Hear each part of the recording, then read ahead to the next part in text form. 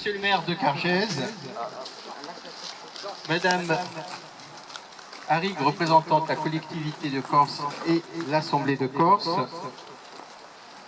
Monsieur le général de brigade, commandant la région de gendarmerie de Corse, Monsieur le colonel Perel, représentant le 6-2A, Mesdames et Messieurs les élus, Mesdames, Messieurs et Messieurs les porte-drapeaux représentant les associations patriotiques. Je vous remercie d'être présents pour cette cérémonie qui a été orchestrée par Madame Nathalie Angelette, qui est chargée de mission aussi dans Corse.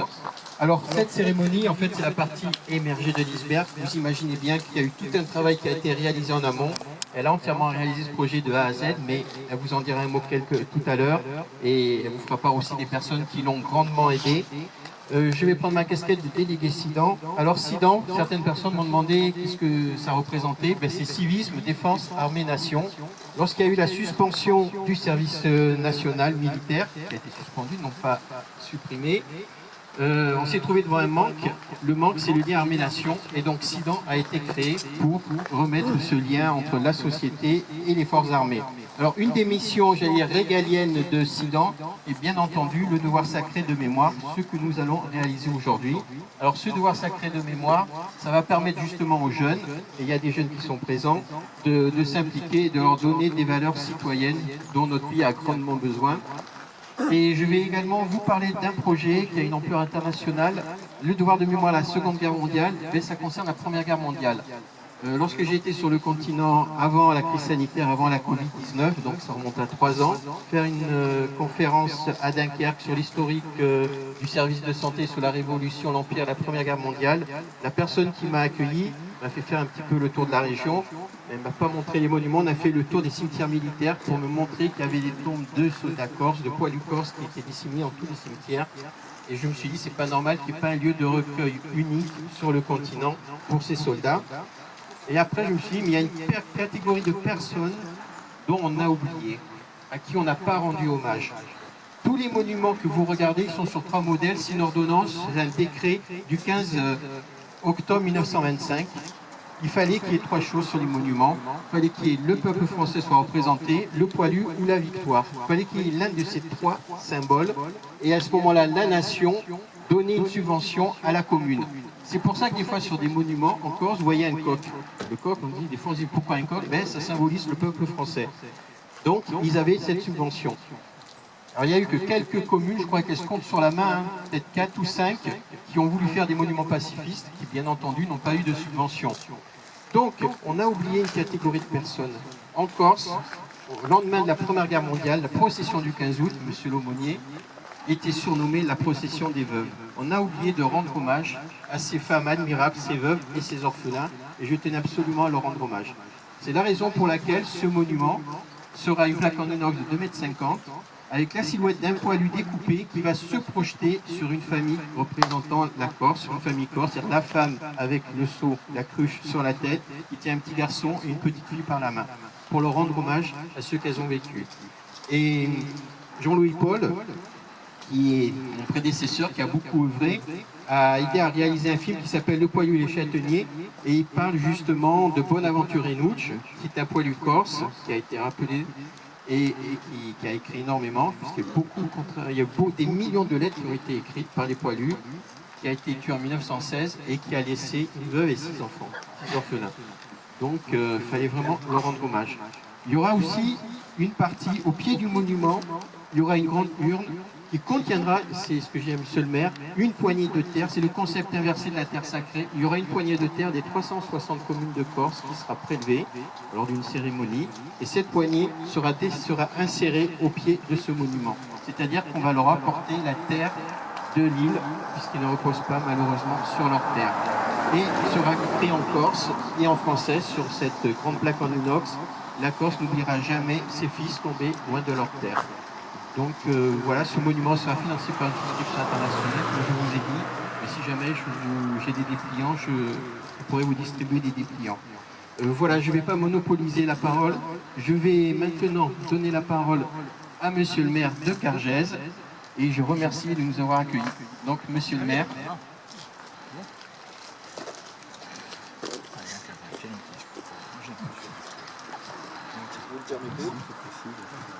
permettez.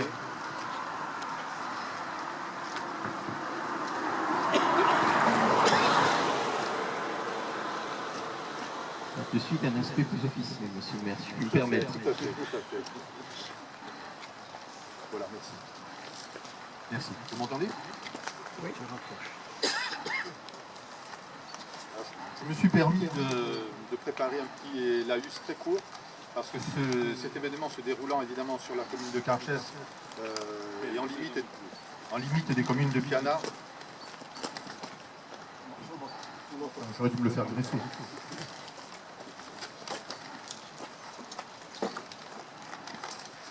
Vous imaginez que c'est une période que je n'ai pas connue, mais heureusement nous avons eu sur place des gens qui nous ont permis aujourd'hui de faire cette commémoration et qui se sont battus et qui ont permis que l'on soit là aujourd'hui en toute liberté pour commémorer la mémoire des anciens qui ont fait toute cette opération qui a libéré la force. Alors, aujourd'hui, c'est un honneur pour moi d'inaugurer la plaque commémorative et je voulais avant tout remercier en tant que maire de Cargès, les personnes qui se sont investies pour que ceci soit effectué aujourd'hui. Ça fait des années que beaucoup de gens se posent la question pourquoi la stèle du Casabianca est isolée, perdue, voire avait été détériorée. Des personnes que je vais citer, la famille Angelette et la famille Capodimac ont pris de leur temps et de leurs moyens pour pouvoir rénover, et c'est une initiative pour moi qui est très importante, qui devrait être importante pour toutes les générations à venir, parce qu'il n'y a rien de pire que l'oubli. Ce que je sais moi de cette opération Casabianca, c'est que, on me l'a rappelé il y a quelques instants, le sous-marin Casabianca, vous le savez, a débarqué à Théopiti. Je dirais par erreur, une erreur de l'histoire qui nous a fait un honneur à nous à Cargès, puisque c'est ici que le commando s'étant perdu a rencontré deux personnes essentielles pour la libération de la Corse et pour prendre contact avec la résistance locale. C'est dans un premier temps Sant'Adino et ensuite près des Andes. Sans ces deux personnes, on aurait été un peu, à mon avis, un peu sur un mauvais scénario, le scénario d'une libération qui se fait sans que les personnes locales soient impliquées. Or, vous voyez bien qu'un jour dans l'histoire, une dame, une grande dame, on peut dire, même si elle est restée très discrète, comme souvent ça arrive, je veux dire, a permis de faire cette jonction. Le commando aurait pu débarquer ailleurs, on ne sait pas comment ça serait passé. Si ça s'est très bien passé, quelque part, on le doit à cette personne, puis auprès des Andes, et ensuite évidemment à la résistance. Je tenais à le signaler, parce que c'est un peu dans cet esprit que moi j'ai vu la chose, c'est de cet esprit que j'ai été élevé, qu'on m'a expliqué comment ça s'était passé. Je ne suis pas détenteur de l'histoire officielle, mais je crois qu'il y a des personnes comme ça qui sont modestes et qu'on a tendance à oublier, et qui permettent, elles, en tout cas, d'être le déclic pour la grande histoire et ensuite tout ce qui se suivra. Voilà. C'est tout ce que j'avais à dire pour le... Je tenais à remercier avant tout tous ceux qui s'étaient impliqués et puis à rappeler à tout le monde, parce que moi, mes parents me l'ont rappelé, comment ça s'était passé pour le peu qu'ils en savaient. Voilà, je vous remercie. Merci, monsieur le maire. Donc maintenant, je vais appeler madame Nathalie Angeletti, qui est chargée de mission d'Occident et qui a mené ce projet de A à Z, mais elle va vous en dire plus. Et encore merci pour ton implication.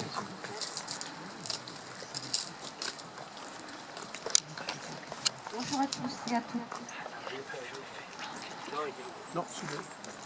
Durant la Seconde Guerre mondiale, le général de Gaulle et les services spéciaux de la Défense nationale française, établis à Alger, avec l'appui et la vigilance des services secrets américains et anglais, décident de lancer en décembre 1942 une action clandestine en Corse, la mission secrète Pearl Harbor, sous le commandement du général Giroud. Ce fut la première opération lancée en Corse sous l'occupation pour coordonner la résistance corse, contribuer à la mise en place des filières afin d'acheminer les armes, les munitions, recueillir le maximum de renseignements militaires avant de rentrer à Alger à bord du même sous-marin. Cela afin de préparer le débarquement en Corse des troupes françaises, libérer l'île des troupes germano-italiennes et faciliter l'avancée des troupes alliées de l'Afrique du Nord vers le bassin méditerranéen. Il est alors décidé, en décembre 1942, d'envoyer le sous-marin Casabianca qui part d'Alger pour arriver en Corse sous le commandement du commandant L'Herminier et son équipage composé de 4 hommes. Dans la nuit du 13 au 14 décembre 1942, le sous-marin fait surface et débarque dans l'anse de Taupe, entre Cargès et Piane, sur la petite plage de Taupe, située au fond de la baie de Thioune, avec à son bord le commandant Roger de Saulles, qui dirige la mission, le lieutenant de réserve Laurent Préciose, les lieutenants Pierre et Toussaint Griffe, 2 cousins. Le commando compte 3 Corses, Préciose et les 2 Griffes. Pierre Griffe est muni de son poste radio-émetteur. La résistance corse étant dépourvue de poste radio-émetteur-récepteur, le sous-marin n'est ni annoncé ni attendu, si bien que la mission devra s'aventurer à l'aveugle dans le maquis d'Anse en espérant éviter des rencontres ennemies et pouvoir établir le contact avec la résistance insulaire, avec l'objectif de rejoindre Corté, puis faire un état des lieux pour en informer Alger. Tous savent que cette mission est périlleuse, mais jugée indispensable.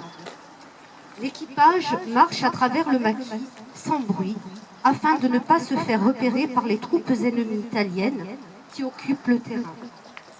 En chemin, ils rencontrent une bergère, Toussaint Angelette, dite Santadinote, qui va accueillir ce commando, le nourrir et le mener sur le chemin de Révida, en leur indiquant la route à suivre.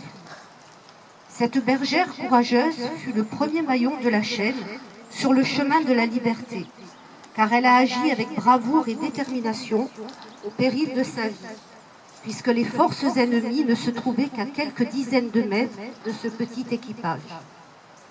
Sur le chemin, allant de Révida à Marignane, grimpant à flanc de colline, les hommes ont rencontré l'abbé Maté,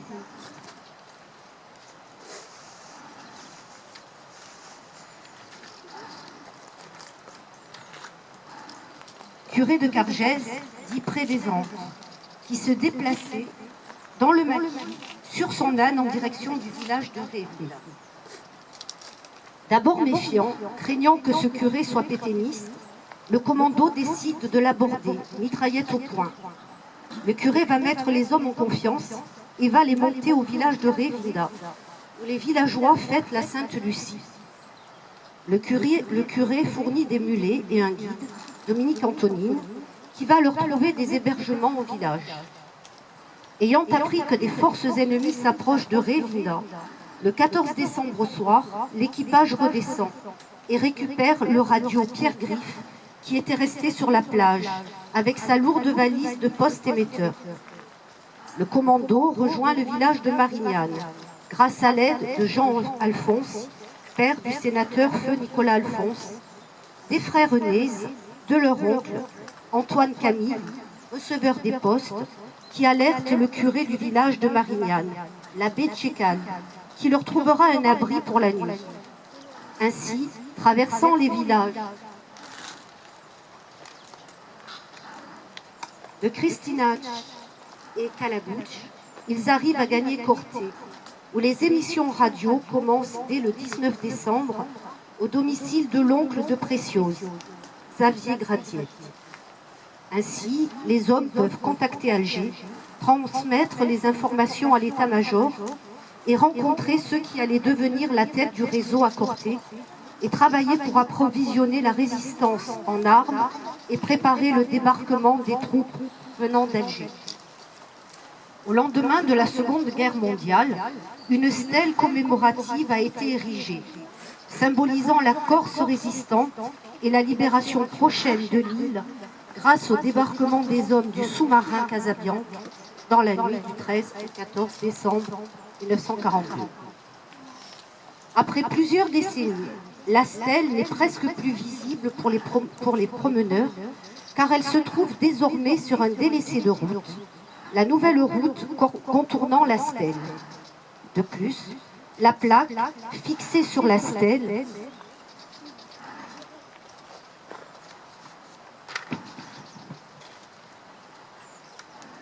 avait été décelé, cassé en plusieurs morceaux, et ceci avait été trouvé par une personne à la décharge de Saint-Antoine à Ajaccio. Soucieux de redonner ses lettres de noblesse à ce monument, l'association Sidan-Corse, la mairie de Cargès, les Cargésiens, les mairies environnantes telles que Piane, Marignane et Christinach, aidés par l'association Quens et les familles Angelette et Capodimac, descendants de Sant'Adinote, ont apporté leur pierre à l'édifice, en offrant le lieu du nouveau monument, situé à quelques mètres de l'ancien emplacement et dorénavant visible de la route nationale. Le travail de maçonnerie ainsi que la nouvelle plaque commémorative. Les morceaux de l'ancienne plaque ont été coulés dans la nouvelle dalle qui reçoit la stèle initiale et la nouvelle plaque de marbre. Circulent parmi vous, dans un porte-document, les photos qui ont été réalisées concernant la réalisation du monument.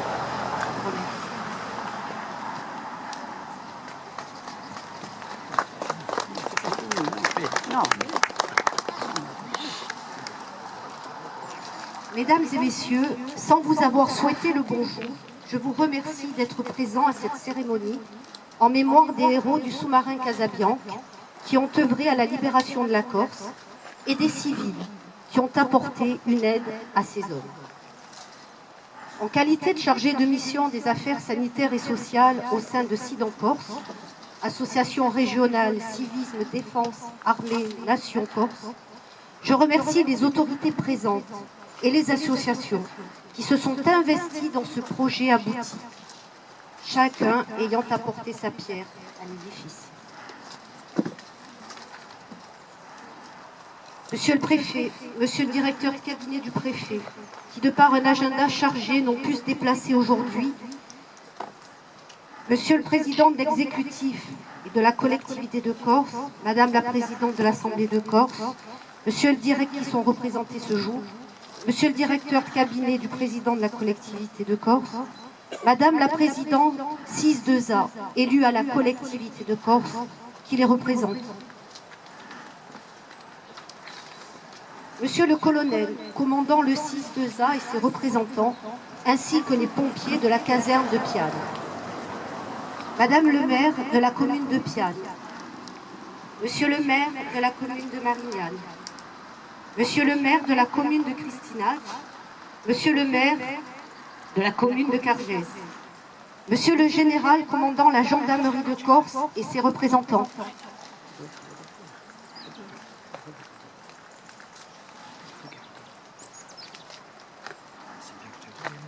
L'Office national des anciens combattants et victimes de guerre, représenté par son directeur. Les porte-drapeaux, l'association Quens et son représentant ont offert la plaque. Monsieur Negron, délégué du maire de la commune de Cargès, qui m'a pleinement accompagné pour ce projet abouti.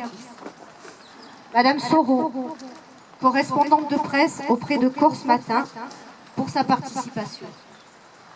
Les familles Angelette et Capodimac pour avoir donné le terrain, puis effectué tous les travaux qui ont permis la réalisation du site.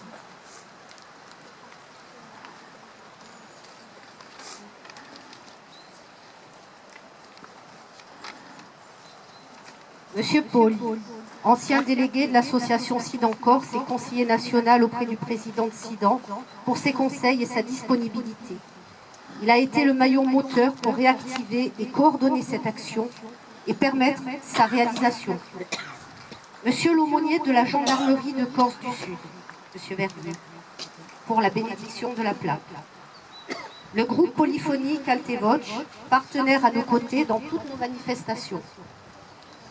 Je remercie les enfants présents qui sont acteurs de cette cérémonie, ainsi que les Cargésiens et les communes associées.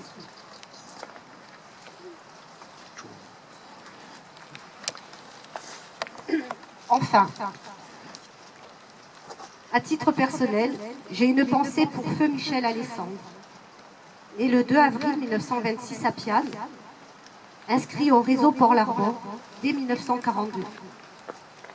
Comme tant d'autres anonymes, à l'âge de 16 ans, il a participé à diverses missions jusqu'à la libération de la Corse. Sa fille est présente parmi nous ce jour et je l'embrasse. Un document officiel atteste de son engagement patriotique. Pour ceux qui sont intéressés, un porte-document rouge circule parmi vous. Je vous remercie. Président national décidant, Jean-Louis, ce ne soit pas trop long.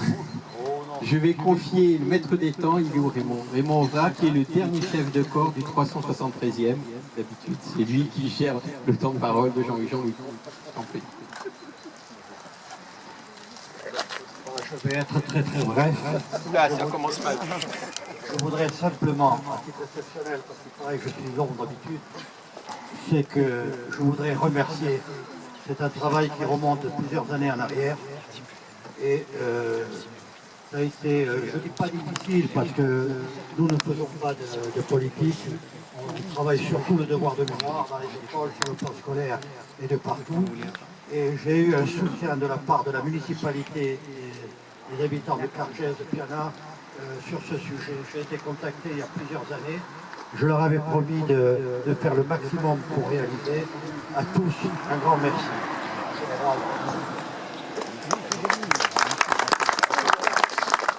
Merci Jean-Louis. Tu presque une médaille, hein, t'as pas tout. Madame la maire de Piane, vous souhaitez dire quelques mots? Madame la maire. Bonjour à tous. Je me réjouis d'être là aujourd'hui en tant que maire de la commune de France. Je me réjouis aussi que l'on fasse honneur à ces personnes qui ont permis de libérer la Corse, puisque, comme vous l'avez dit tout à l'heure, le maire l'a dit, le maire de Cargès l'a dit, et vous-même, c'est le premier maillon qui a quand même conduit le Casabianca, le sous-marin Casabianca, à débarquer à Rome. En fait, à la fin des fins, nous avons eu quand même il a débarqué sur la plage d'Aron et les armes ont pu être délivrées à toutes les personnes qui étaient dans le maquis et qui ont permis de libérer la Corse en septembre 1943. Je voudrais aussi qu'on ait une pensée à tous ces gens qui ont permis, au-delà des personnes qui étaient présentes en 1942 à Cargès, d'avoir une pensée pour toutes ces personnes également. Je vous remercie. Je remercie tout le monde. Bonne journée à tous. Merci. Nous allons continuer le déroulé de la cérémonie avec le dévoilement de la plaque. Je crois que Nathalie, donc, c'est 3 enfants qui vont s'en charger. Voilà. Vous pouvez vous approcher.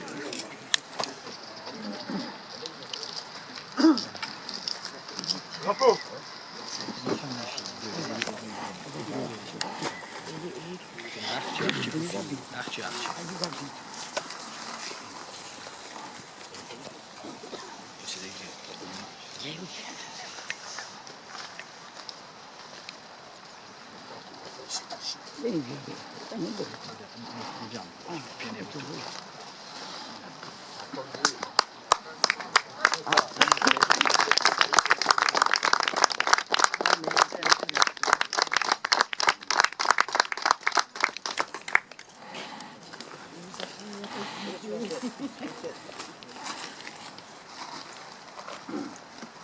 Monsieur l'aumônier de la gendarmerie de Corse du Sud, je prie de Jean-Pierre de procéder à la bénédiction.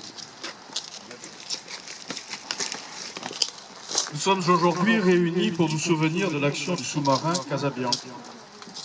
Je vais faire un peu d'histoire pour rappeler qu'il a été baptisé ainsi en l'honneur de Luc Casabianca, qui était commandant du vaisseau L'Orient, le navire amiral qui emmena Napoléon Bonaparte lors de son expédition en Égypte. Par notre présence, nous rendons hommage au courage de ces hommes qui, en 1943, ont permis de libérer la Corse des Italiens, alors alliés des nazis. La Corse qui fut le premier département français libéré. Je vais maintenant procéder à la bénédiction de la plaque. Au nom du Père et du Fils et du Saint-Esprit. Amen. Que le nom du Seigneur soit béni, maintenant et toujours. Dieu, toi qui es source de notre humanité, tu te réjouis avec nous pour cette nouvelle plaque apposée en mémoire et en hommage au marin du sous-marin Casabianca. En effet, nous croyons que Jésus, ton Fils, vient conforter ce matin le symbolisme de cette stèle commémorative par cette phrase désormais célèbre de sa propre mort, « Il ne peut y avoir de plus grand amour que de donner sa vie pour ses amis ». Cette stèle, pour toutes celles et ceux qui passeront sur cette route, sera et devra être un appel permanent à nous sentir solidaires des actions en faveur de la paix pour une terre toujours plus habitable dans le monde. C'est pourquoi, Seigneur, bénis cette stèle que nous bénissons en tout. Au nom du Père et du Fils et du Saint-Esprit. Amen. Amen. Bénissons le Seigneur, nous rendons grâce à Dieu.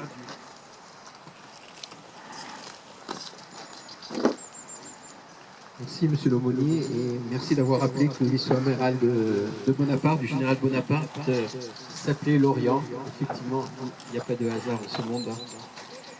Nous allons donc maintenant procéder au dépôt de gerbes. Et donc la première gerbe est déposée, c'est celle de Sidan. Jean-Louis.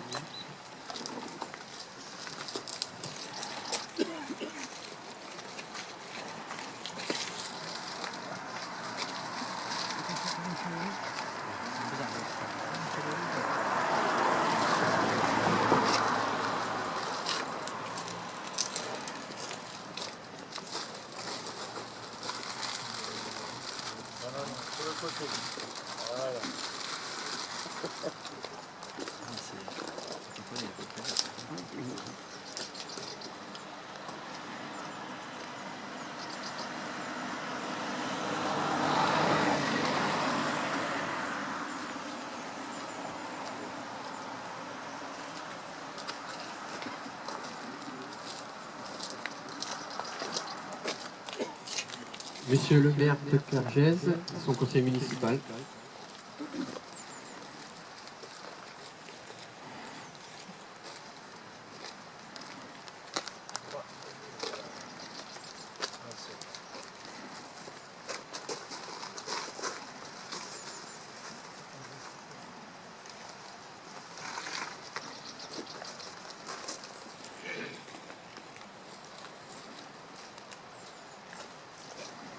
Pour Madame Harig, représentante donc le conseil exécutif de Corse.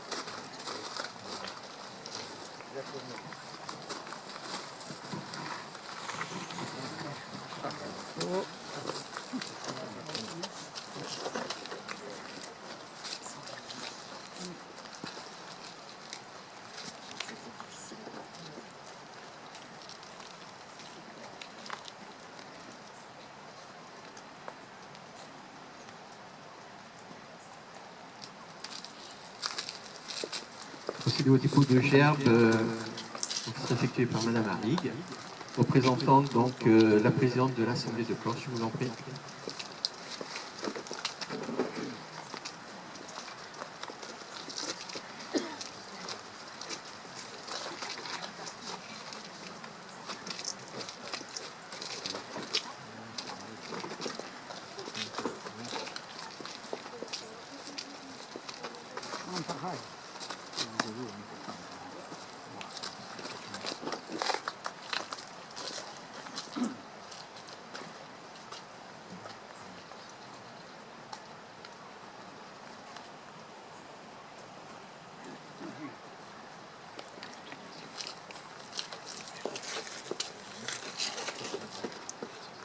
Au mort.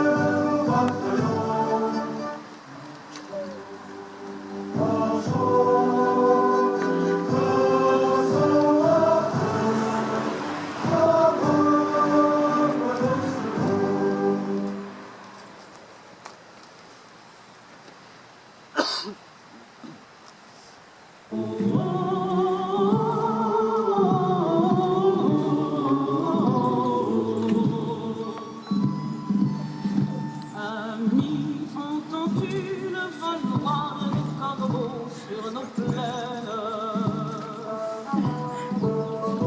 Amis, entends-tu ces cris sourds du pays qu'on enchaîne? Oh, et partisans, ouvriers et paysans, c'est l'alarme. Ce soir, l'ennemi connaîtra le prix du sang et des larmes. Montez de la mine, descendez des collines, camarades. Sortez de la paille, les fusils, la mitraille, les grenades. Oh, et les tueurs à la balle et au couteau, tuez vite. Oh, et saboteur, attention à ton fardeau, dynamite. C'est nous qui brisons les barreaux des prisons pour nos frères. La haine à nos trousses et la faim qui nous pousse la misère. Il y a des pays où les gens creux des lits font des rêves. Ici, nous vois-tu, nous on marche et nous on tue, nous on crève. Ici, chacun sait ce qu'il veut, ce qu'il fait, on s'y passe. Ami, si tu tombes, un ami sort de l'ombre à ta place. Demain, du sang noir séchera au grand soleil sur les routes. Chantez, compagnons, dans la nuit, la liberté nous écoute. Amis, entends-tu les cris sourds du pays qu'on enchaîne? Amis, entends-tu le vol noir des corbeaux sur nos plaines? Oh, oh, oh,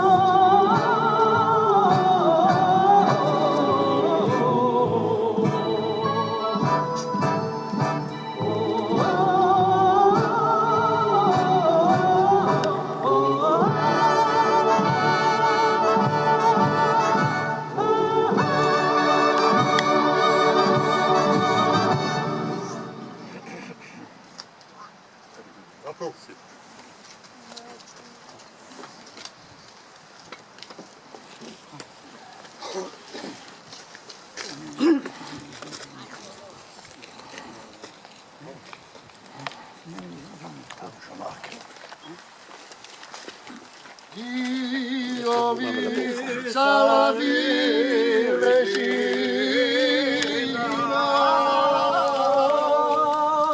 e Madre universale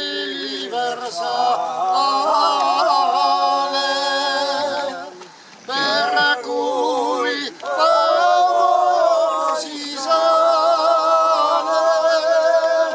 al paradiso,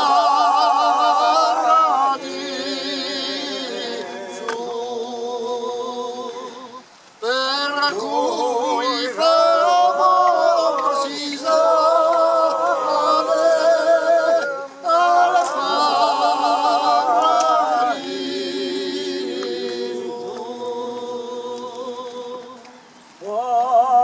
siete gioie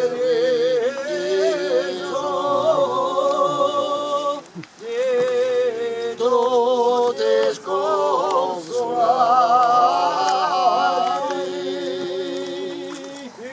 tutti tribulati.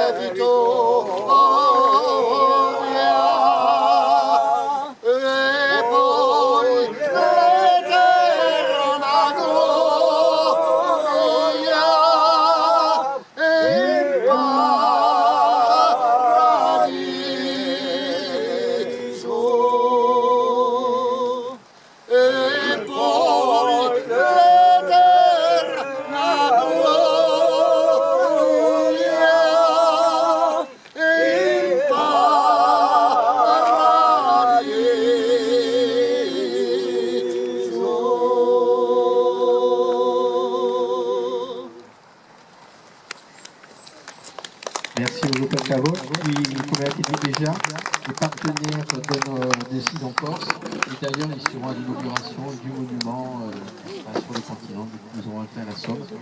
Maintenant, je vais inviter les autorités, Madame mon général, à venir, colonel, à venir saluer les porte-drapeaux qui sont toujours fidèles.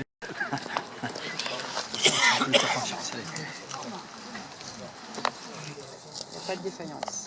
Tout à fait.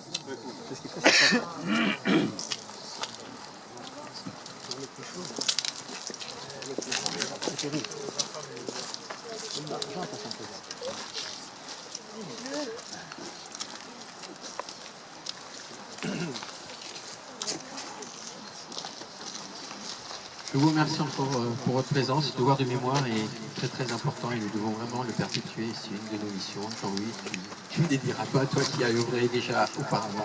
Je vous remercie de votre présence et je crois que monsieur le maire, il y a peut-être un peu quelque chose de prévu à nous dire. Je vous passe, c'est pas le discours. Une nourriture spirituelle.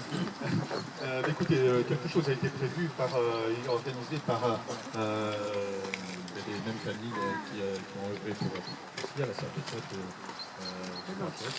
Donc je ne sais pas comment se situe la salle de fête. Il faut retourner sur Cargès et avant Cargès, après le pont de l'Hôte. La salle des fêtes se situe à côté. C'est situé au Bosphore, je pense que de toute façon, les premiers qui vont y aller vont remplir le parking rapidement et les autres, de toute façon,